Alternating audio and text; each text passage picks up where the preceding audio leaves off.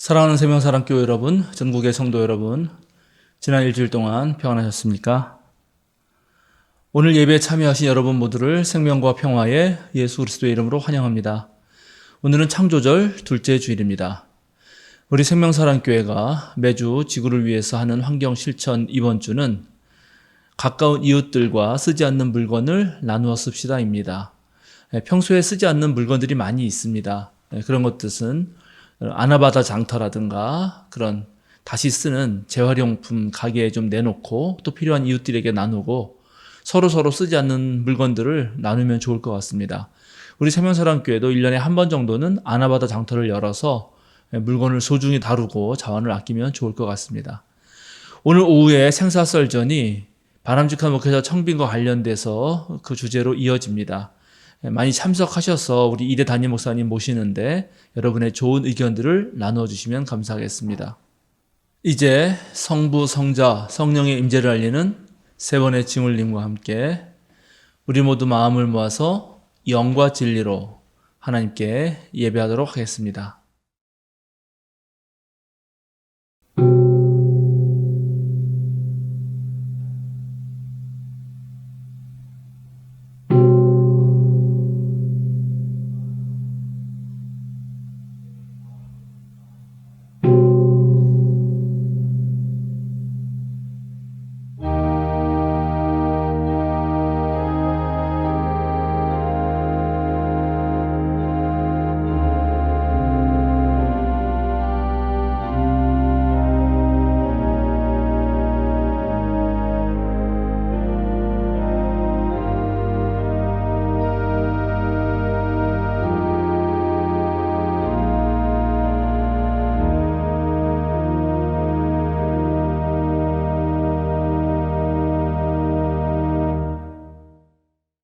주님을 경외하는 사람들아, 너희는 그를 찬양하여라.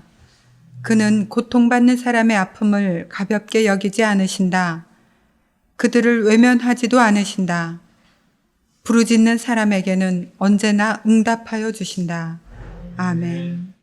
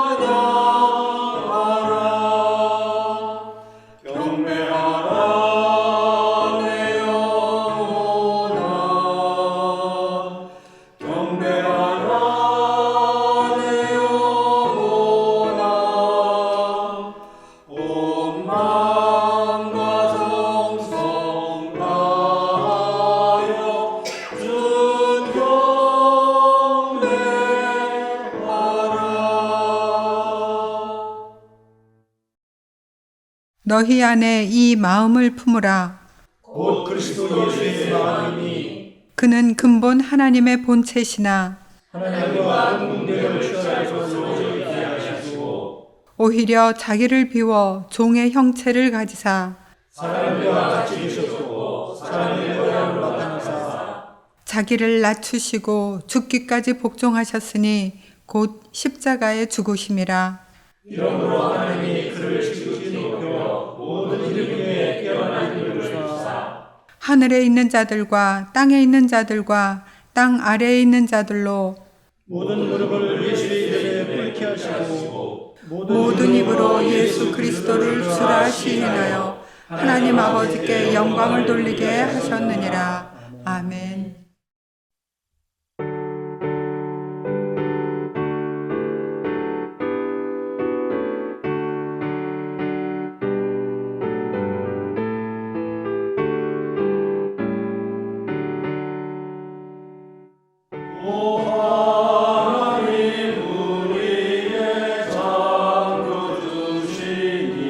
내 주님께 귀한 것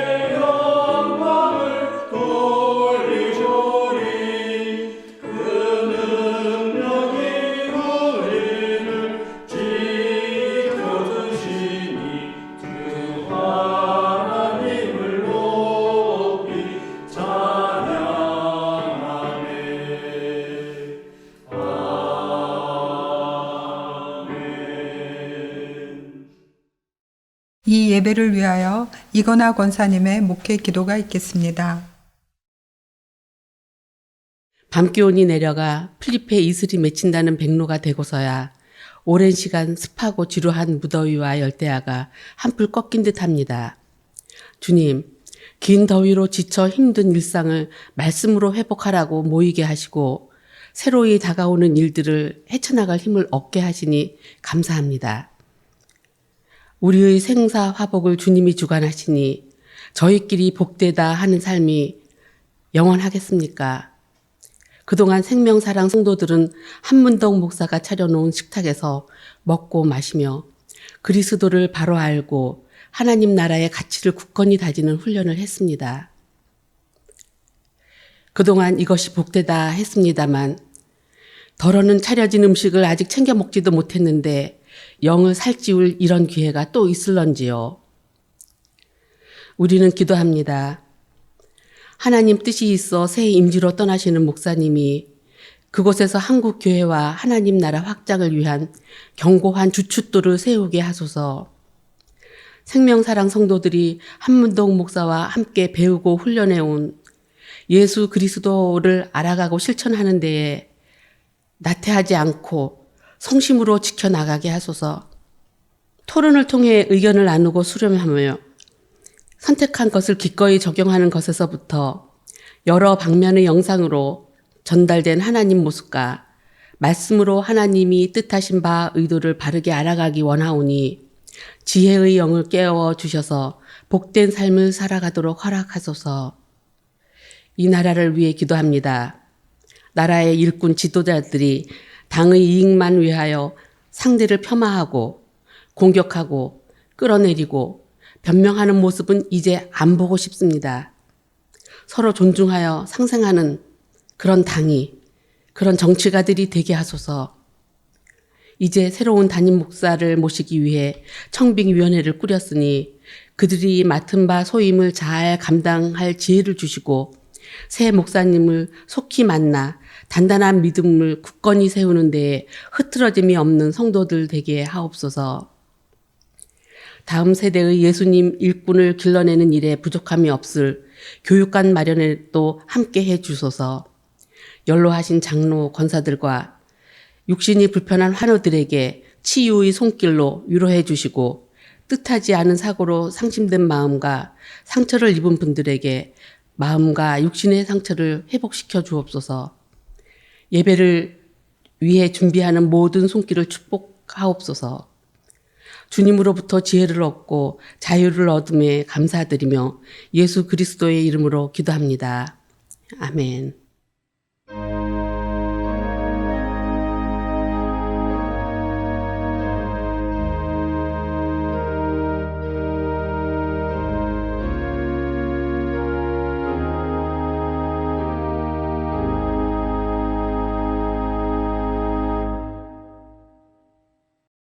창조절 둘째 주일 우리에게 주시는 성경 말씀은 에베소서 1장 15절에서 23절 말씀입니다.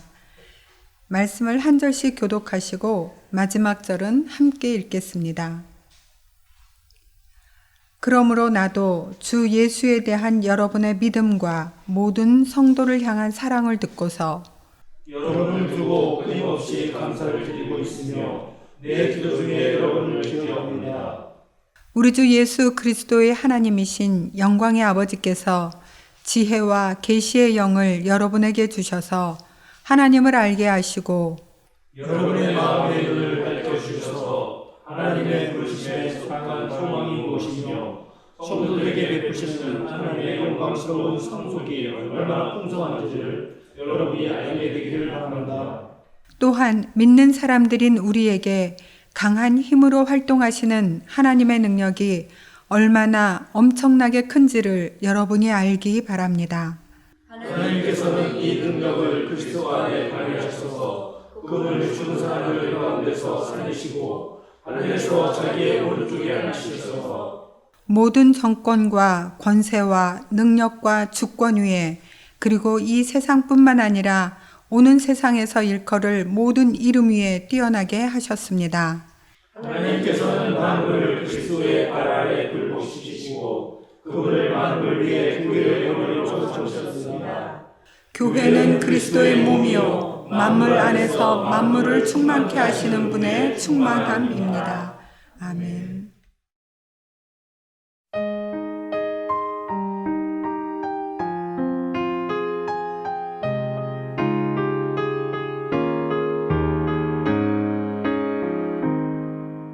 사랑으로 세상을 품으시고 따스하게 우리를 다독이시니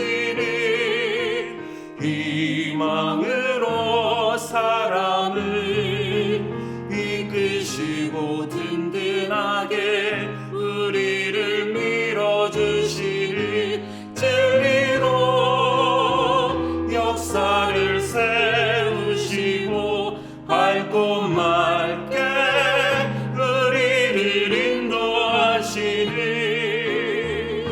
생명의 하나님 구원의 예수님 평화의 성령님 우리를 불러주셨네 우리를 세상에 보내시네.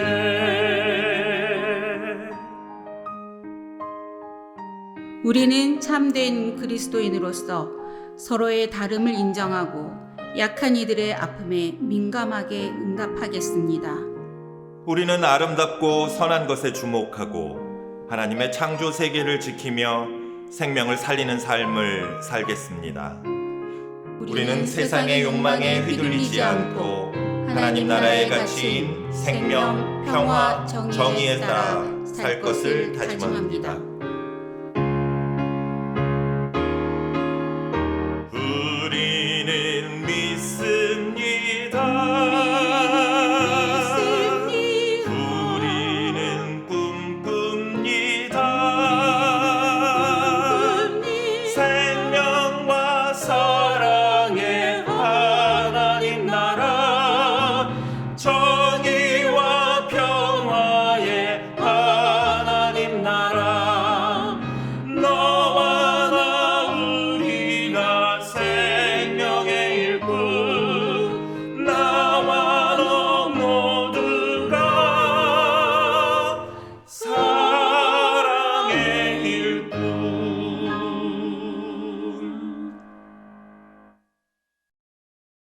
한문덕 목사님이 그 사람을 가졌는가라는 제목으로 말씀 전해 주시겠습니다.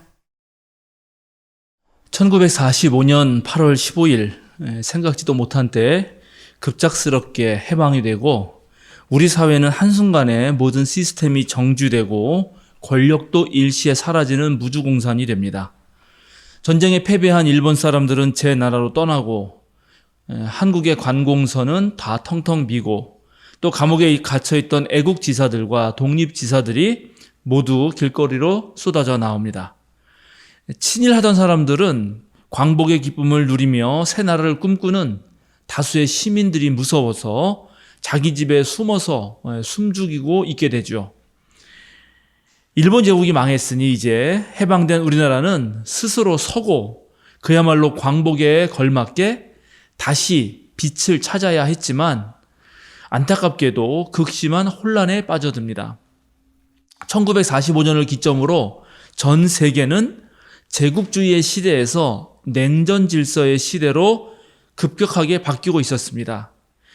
1차, 2차 세계대전이 끝나고 독일과 일본이 물러간 자리에 미국과 소련이 세계의 주인 노릇을 하면서 전 세계는 국제공산주의와 자유민주주의로 두 세력으로 나뉘게 됩니다.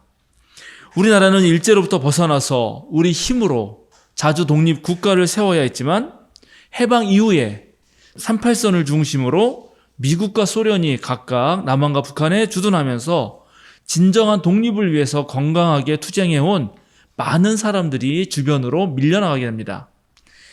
1944년부터 일제 패망을 예견하고 조선 건국동맹이라는 비밀 독립운동 조직을 이끌면서 주권 재민의 민주공화국을 꿈꾸던 조선건국준비위원회 위원장 여운형은 해방 다음 날인 8월 16일 휘문중학교 운동장에서 이런 연설을 합니다. 이제 우리 민족은 새 역사의 제1보를 내딛게 되었습니다. 우리가 지난날에 아프고 쓰라린 것들을 이 자리에서 다 잊어버리고 이 땅에다 합리적이고 이상적인 낙원을 건설하여야 합니다.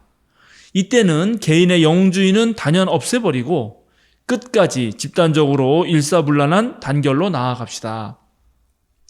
같은 해 10월 14일 평양에서 열린 조선 해방 축하 집회에서 조만식 선생의 소개로 나온 김일성은 7만여 명의 군중 앞에서 다음과 같이 말합니다. 돈 있는 자는 돈으로, 지식 있는 자는 지식으로, 노력을 가진 자는 노력으로 참으로 나라를 사랑하고 민주를 사랑하는 전 민족이 완전히 대동단결하여 민주주의 자주독립국가를 건설하자. 그러나 여운형 선생과 김일성의 이러한 이상과는 달리 해방정국은 극도의 분열과 대립으로 치닫게 됩니다. 45년 12월 한국민주당 당수인 송진우가 암살되고 이어서 47년 7월에는 여운형이 암살되고 또 47년 12월에는 한국민주당 정치부장인 장덕수가 피살되었고 49년 6월에는 김구 선생마저도 암살당하는 등 정치 지도자들이 암살당하고 또 연이어서 각종 테러가 발생합니다. 이러한 혼돈의 해방 공간에서 항일과 친일, 민족주의와 사회주의, 자유민주주의와 국제공산주의, 미국과 소련을 두고 온 국민이 갈팡질팡하며 과연 누구 편에 줄을 대야 하나 하고 눈칫밥을 굴리고 있을 때 함석헌 선생님은 지금까지도 많은 사람에게 애송되는 한 편의 시를 씁니다. 1947년 7월 20일이었습니다. 제목은 그 사람을 가졌는가입니다. 제가 읽어드리겠습니다. 말리길 나서는 날 처자를 내맡기며 맘 놓고 갈만한 사람, 그 사람을 그대는 가졌는가? 온 세상 다 나를 버려 마음이 외로울 때에도 저맘이야 하고 믿어지는 그 사람을 그대는 가졌는가? 탔던 배 꺼지는 시간 구명대 서로 사양하며 너만은 제발 살아다오 할 그 사람을 그대는 가졌는가? 불의의 사형장에서 다 죽여도 너희 세상 빛을 위해 저만은 살려두거라 일러줄 그 사람을 그대는 가졌는가? 잊지 못할 이 세상을 놓고 떠나려 할 때 저 하나 있으니 하며 빙긋이 웃고 눈을 감을 그 사람을 그대는 가졌는가? 온 세상 찬성보다도 아니 하고 가만히 머리 흔들 그 한 얼굴 생각에 알뜰한 유혹을 물리치게 되는 그 사람을 그대는 가졌는가? 예수 그리스도께서 하나님 나라의 복음을 전하실 때 이스라엘도 혼란의 도가니 한가운데 있었습니다. 로마 제국에게 식민 지배를 받은 지 벌써 100여 년이 다 되어가고 있었고 헤롯 대왕과 그의 아들들의 폭력적 지배는 도를 넘고 있었습니다. 갈릴리 민중들은 로마와 헤롯 정부, 성전에까지 2중 3중으로 세금을 내야 했기 때문에 늘 가난에 허덕였습니다. 특히 유일신 하나님만 섬기던 이 신앙의 백성들이 로마 황제를 숭배하는 온갖 제의와 또 이방신 축제까지 동원돼야 할 때 이들의 자존심은 땅에 떨어지곤 했습니다. 그리고 하나님에 대한 신앙도 점점 흔들려 갔습니다. 사두개파는 예루살렘 성전에서 하나님께 제사하면 신앙을 유지할 수 있을 것이라고 생각했지만 오히려 성전의 고위 관료들인 제사장 그룹과 율법학자들은 로마와 한패가 되어서 백성들의 고혈을 빨고 있었고 그 누구보다도 먼저 이방 문화에 물들고 말았습니다. 바리새파 사람들은 일상에서 하나님의 계명인 율법을 준수함으로써 하나님 백성의 지위를 유지할 수 있다고 주장했지만 바로 이 사람들은 그 율법을 빌미 삼아서 일반 민중들을 죄인 취급하고 또 이방인으로 여기게 됩니다. 하나님 백성으로서 거룩함을 유지하겠다면서 사막으로 나가서 따로 공동체를 차린 사람들도 있었으나 평범한 사람들이 모두 그렇게 사막으로 나가는 것은 할 수가 없었고 또 강경파 중에 일부는 로마에 저항하여 무장폭동을 일으키고 독립운동을 하였지만 이것이 실패할 때면 어김없이 더 잔인한 로마의 보복이 일반 백성들에게 돌아오곤 했습니다. 그러던 중 혜성같이 한 예언자가 등장합니다. 바로 세례 요한입니다. 그는 요단강 근처 광야에서 나타나 전 국민 회개운동을 벌이면서 윤리적 갱신을 도모했는데 그의 행실은 본받을만 했고 사람들은 그에게서 작은 희망의 빛을 봅니다. 그러나 그의 영향력이 커지는 것을 두려워했던 헤롯 안티파스가 곧바로 그를 잡아서 처형해버립니다.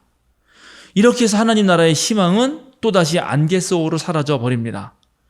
예나 지금이나 힘없고 가난한 일반 서민들은 이제 어디 하나 마음 둘 곳이 없게 되는 것입니다. 그렇다면 과연 21세기 오늘날은 어떠한가요?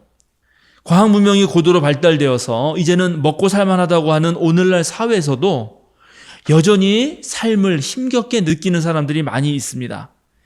오늘날 전 세계를 강타하고 있는 그 감정은 외로움이라고 할 것입니다. 영국의 저명한 정치경제학자 노리나 허츠는 우리가 살아가는 이 21세기를 외로운 세기라고 부르기도 했습니다. 그런데 여기서 말하는 외로움은 나 그저 친구가 없어, 어느 날 갑자기 문득 외로워졌어, 이러한 단순히 문자 그대로의 외로움을 말하는 것은 아닙니다. 여기서 말하는 외로움은 산업혁명 이후에 대규모로 인구가 늘어나고 그래서 이제 그 늘어난 인구가 직장을 얻지 못하고 직장을 또 잃고 자신이 있을 자리를 이 세상에서 찾지 못해서 자신은 쓸모없다. 그리고 자신이 정말 어디에서도 뿌리를 내리지 못한다라고 할 때의 그 느낌입니다. 이 사회가 더 이상 나를 찾지 않고 또 내가 어렵고 힘들 때 나를 도와줄 만한 사람을 찾을 수가 없기 때문에 이 세계에서 고립되고 버려졌다는 느낌이 드는데 바로 이것을 21세기의 외로움이라고 합니다.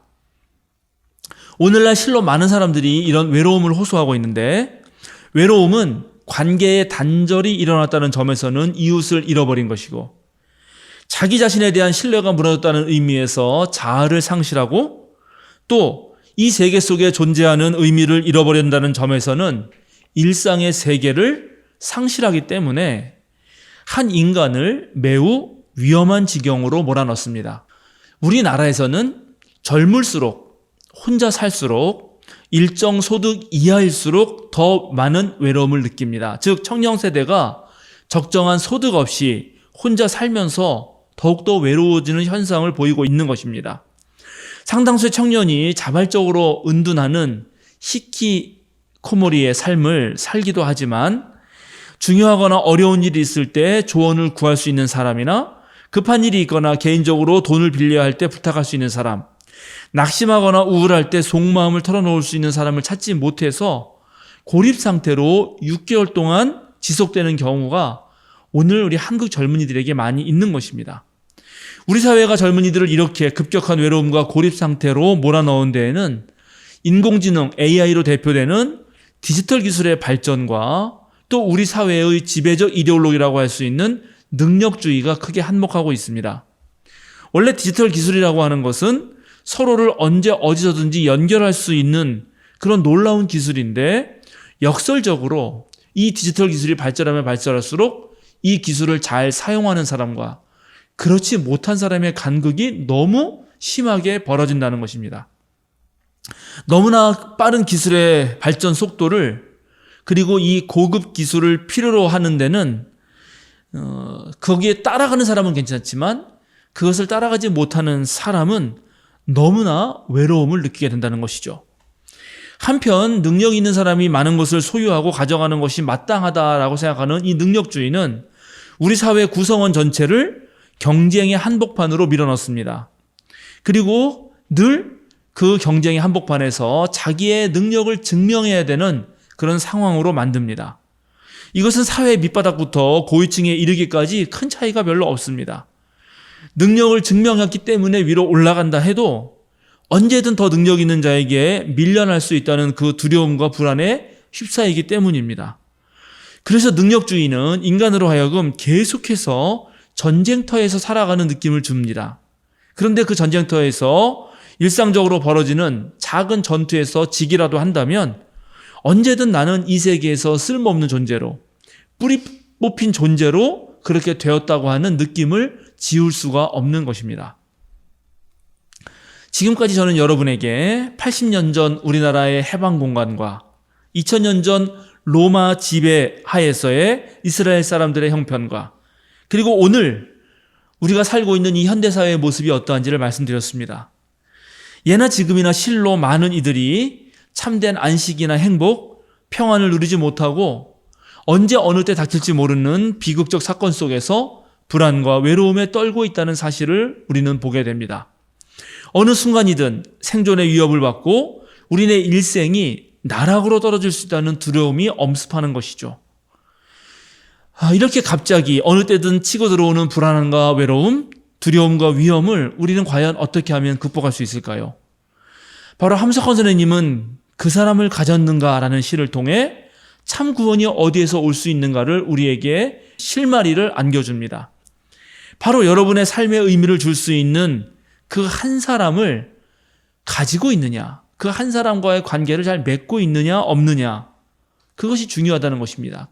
그것으로 인해서 인생이 달라진다고 함 선생님은 말씀하십니다. 우리 그리스도교는 바로 함 선생님이 질문했던 이 물음, 그 사람을 가졌느냐라는 물음 앞에서 그렇다라고 자신 있게 대답하는 종교입니다. 바로 그분은 예수 그리스도이시죠. 사실 그리스도교는 예수라는 인물로 인해서 생겨난 종교입니다. 예수가 계시지 않으면 그리스도교가 생겨날 수도 없고 동시에 예수가 없는 그리스도교는 가짜 그리스도교가 됩니다. 예수님을 그리스도, 즉 구원자라고 고백하는 종교가 그리스도이기 때문이죠. 그런데 놀랍게도 서구 2000년 그리스도교 역사 속에서 많은 교인들은 예수님을 믿기보다는 로마 황제가 지니고 있었던 그 힘을 믿었습니다. 어떤 교인은 모세가 전해준 엄격한 도덕 율법이나 교리를 맹목적으로 따라왔습니다. 또 어떤 이들은 그리스도교 안에서도 이 우주를 돌아가는 철학적 원리가 과연 무엇인가를 찾기도 했습니다. 이러한 그리스도교가 한국에 넘어와서는 많은 교인이 예수님 섬기는 것을 마치 무당 섬기며 복을 빚는 것으로, 또 예수님을 이용해 천국 가는 티켓을 따는 것만을 관심 갖곤 했습니다. 예수님을 따르는 제자가 아니라 그저 자기의 종교적 욕망을 채우는 것에 더 충실했던 것이죠. 종교 지도자들은 예수를 이용해서 장사를 했고 그렇게 해서 자기 배를 불리고, 또 지금도 예수님을 따르기보다는 예수를 숭배하는 것에 만족하면서 소비 자본주의 사회의 논리를 따르는 그런 교회들도 있습니다. 그래서 어쩌면 오늘날 우리 그리스도교 내부에서 가장 필요로 하는 것이 예수님을 제대로 믿고 구원을 받는 일일지도 모르겠습니다. 우리가 믿고 신뢰하는 예수님은 이런 분입니다. 그는 힘을 추구하는 분이 아닙니다. 대신 부드러우면서도 시원하게 불어오는 가을바람처럼 참 사랑과 올바름을 우리 가슴에 잔잔히 스며들도록 하시는 분입니다. 예수님은 상한 갈 때 마음을 두고 꺼져가는 등불을 보며도 가슴 아파하시는 분이었고, 잃은 양 한 마리를 찾아서 험하고 좁은 길도 마다하지 않는 분이십니다. 새벽 공기를 가르며 홀로 하나님을 찾아 나서서 이 세상의 구원을 위해서라면 십자가 죽음도 감당해 보겠다고 그렇게 말하는 바보 같은 사람입니다. 사랑의 하나님 아버지에게서도 버림받은 그 철저한 외로움을 고독으로 승화시키면서 감내하려는 분입니다.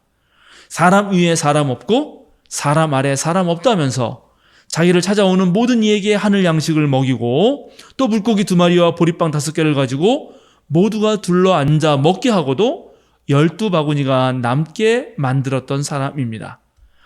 자기를 찍어내는 사람에게도 향기를 피워내는 향나무처럼 제자들의 배반과 사람들의 조롱과 지배자들의 폭력 앞에서도 용서를 말했던 사람, 가장 하찮아 보이는 사람에게서도 참으로 소중하고 고귀한 보물을 발견해낸 사람, 수없는 실패 속에서도 결국은 놀라운 하나님 나라의 도래를 확실하게 믿었던 분입니다.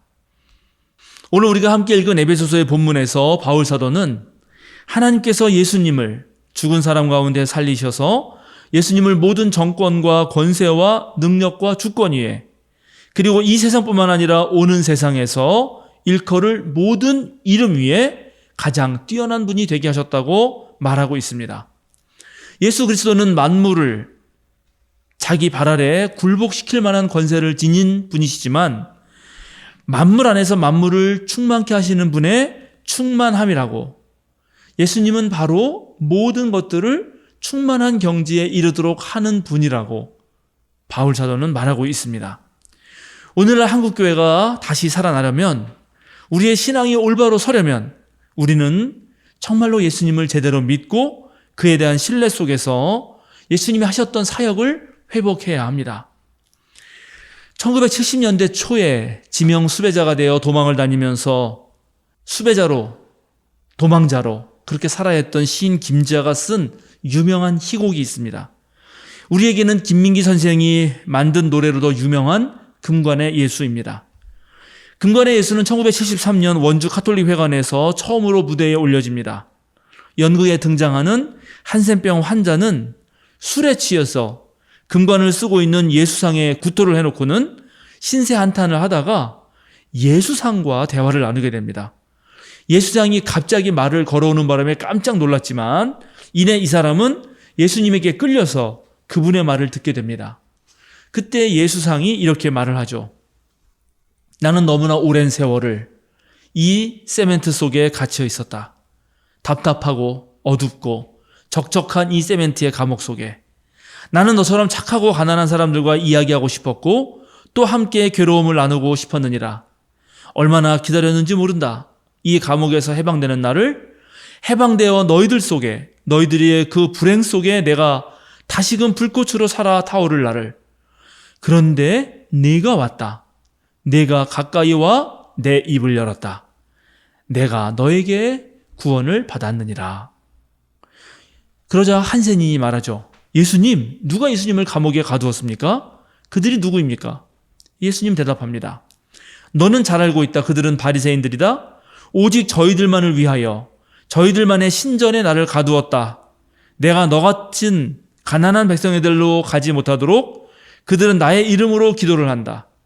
그러나 나의 이름으로 그들은 나를 다시금 십자가에 못 박는다. 그들은 나의 제자임을 자랑한다.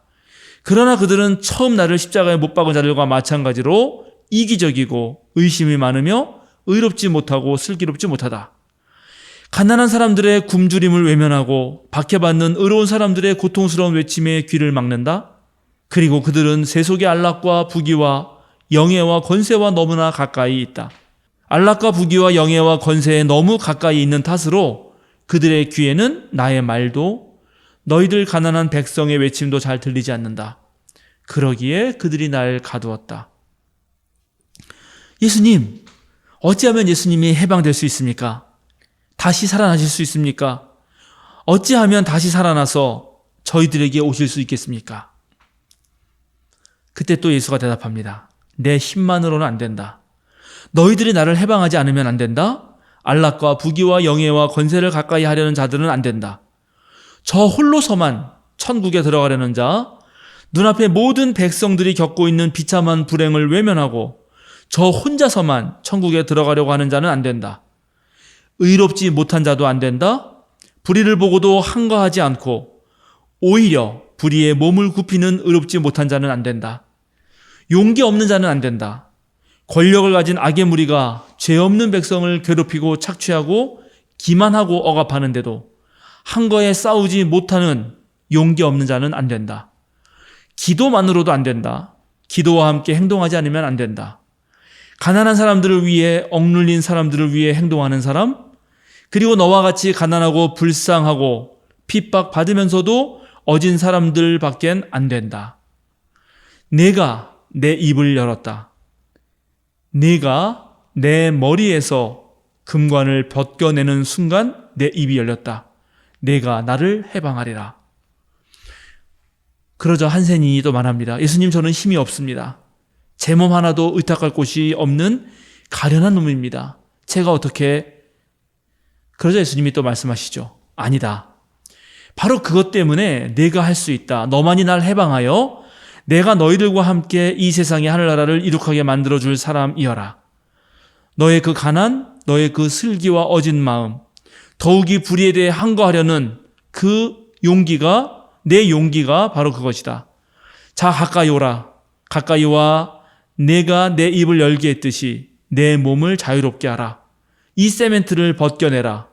내 머리 위엔 가시관으로 족하니라. 어리석고 탐욕한 자들이 외식을 즐기며 금으로 만든 관을 내 머리에 씌웠다. 금관이 속됨으로 나는 더럽혀지고 억눌리어 말조차 못하는 것을 내가 해방했다. 내겐 금이 필요 없고 내겐 금이 필요하다. 금은 내가 가져가서 내 벗들과 함께 나누어라. 사랑하는 세면사랑교회 여러분, 전국의 성도 여러분, 과연 우리는 오늘날 진정으로 예수님을 따르고 있을까요? 제가 나이는 얼마 먹지 않았지만 반백의 나이를 살면서 절대 후회하지 않는 저의 선택 하나가 있습니다. 바로 예수님과 평생을 동행하기로 한 선택입니다. 함석헌 선생님이 제게 그대는 그 사람을 가졌는가? 라고 물으신다면 저는 정말 그렇습니다라고 말할 수 있습니다. 그런데 저만이 아니라 여러분들도 그렇습니다라고 대답할 수 있어야 합니다.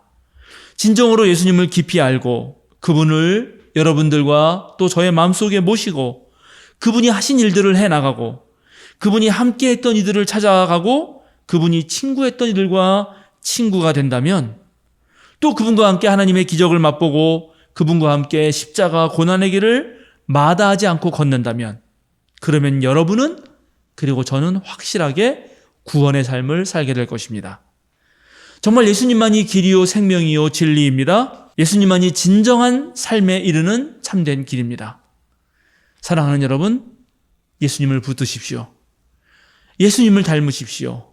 그래서 작은 예수가 되십시오. 더 깊이, 더욱더 깊이 자꾸만 예수님을 파고 들어가십시오. 예수님처럼 생각하고 예수님처럼 행동하십시오. 그렇게 하신다면 결코 후회 없는 삶이 여러분 앞에 펼쳐지실 것입니다. 함께 기도하겠습니다. 사랑의 하나님, 주님께서는 우리에게 당신의 사랑하는 아들 예수를 보내주셨습니다. 우리는 예수님이야말로 우리의 그리스도라고 고백했습니다. 그 고백이 진실한 고백이 되도록 거짓과 속임수가 없도록 주님만을 참 스승이요 구원자로 모시고 살게 하여 주소서. 예수께서 하셨던 일들을 우리가 이어가게 하소서. 내가 한 일도 할 뿐만 아니라 나보다 더 큰 일을 할 것이다 라는 예수님의 말씀을 확실하게 붙들게 하소서. 용기를 가지고 모험하며 담대한 마음으로 세상으로 나가게 하소서. 담을 만난다면 함께 손잡고 넘어가게 하소서. 서로가 서로를 이끌어주고 밀어주고 격려하면서 나아가게 하소서. 주님이 함께 하신다면 그 어떤 풍랑도 두려워하지 않게 하소서. 우리의 친구이시자 주님이신 예수 그리스도의 이름으로 기도드립니다. 아멘.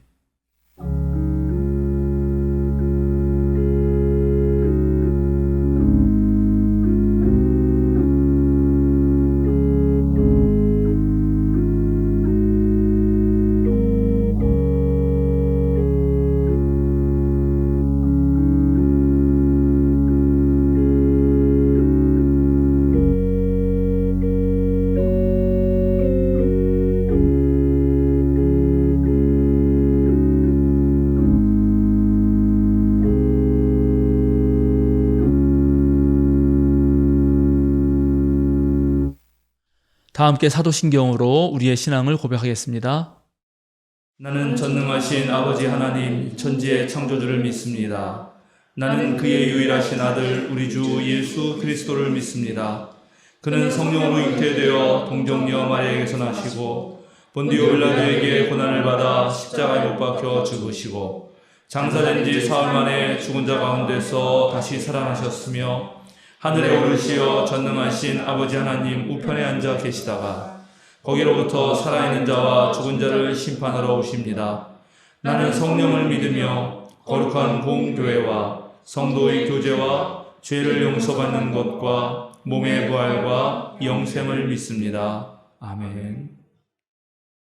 보냄 찬송 89장 샤론의 꽃 예수 다 함께 부르시겠습니다.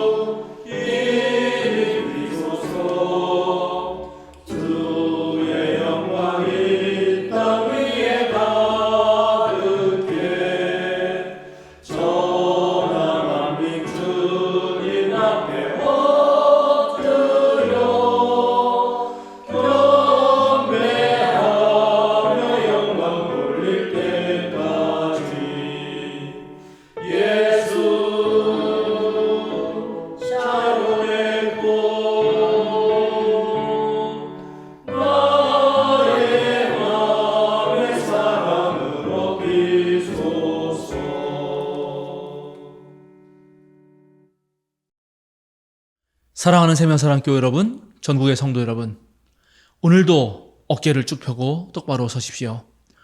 세상으로 당당하게 그리고 힘차게 나아가십시오. 자유인으로 사십시오. 예수님을 깊이 생각하십시오. 예수님처럼 생각하고 예수님처럼 말하고 예수님처럼 행동하십시오. 축도하겠습니다. 이제는 우리를 지으시고 우리를 구원하시고 우리를 돌보시는 성삼위일체 하나님께서 예수 그리스도를 깊이 생각하고 주님의 몸된 교회를 열심히 섬기는 생명사랑 교우들에게, 지금 이 시간 전국에서 주님을 예배하고 찬양하는 성도들에게 이전에도 없고 이후에도 없을 온 우주의 빛을 비춰주시고 영원한 사랑 주시기를 주님의 이름으로 간절히 축원합니다. 아멘.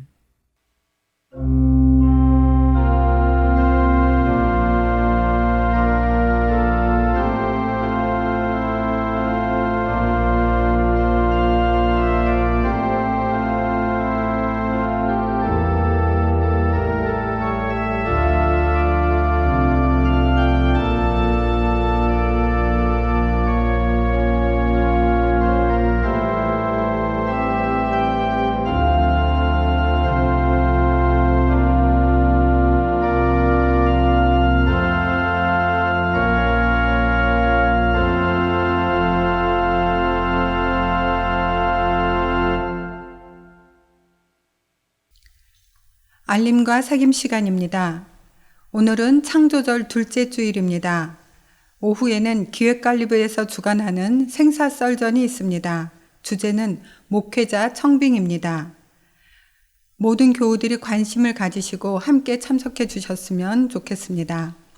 각 신도의 원래에는 다음 주일로 한 주 연기하겠습니다. 9월 추천도서는 함석헌의 뜻으로 본 한국 역사입니다. 9월 18일 수요기도회는 추석 연휴인 관계로 가정예배로 드립니다. 추석 명절 예식서는 다음 주일에 드리겠습니다. 9월 목회운영위원회는 22일 주일 오후 1시에 진행합니다. 정의와 평화를 위한 기독인 연대에서 주관하는 제22기 평신도 아카데미를 안내합니다. 22일 주일 오후 3시에 진보적 생활신앙과 온라인이라는 주제로 우리 교회가 주관합니다. 교우들의 많은 참석 바랍니다. 매주 화요일 오후 2시에 권사회에서 주관하는 화요기도 모임이 있습니다.